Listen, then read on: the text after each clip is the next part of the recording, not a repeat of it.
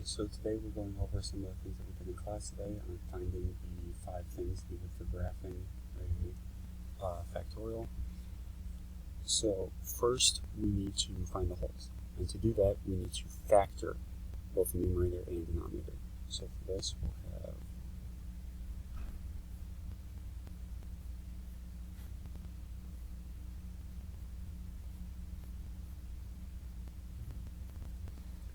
now we can cancel out whatever's the same on the top and bottom, and we're left with x minus 3 over x minus 2.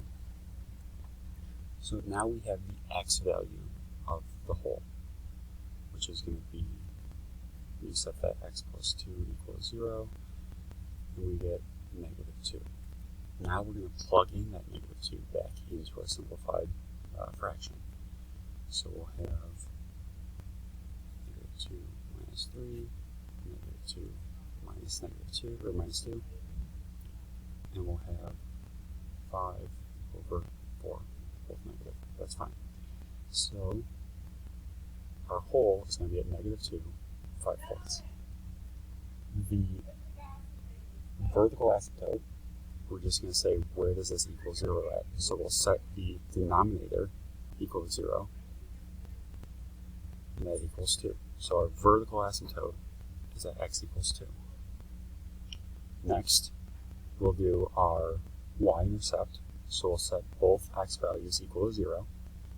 So 0 minus 3 over 0 minus 2, negative 3 over negative 2. So our y-intercept is 0, 3/2. The x-intercept, we're going to set y equals 0. So we'll say 0 equals the numerator,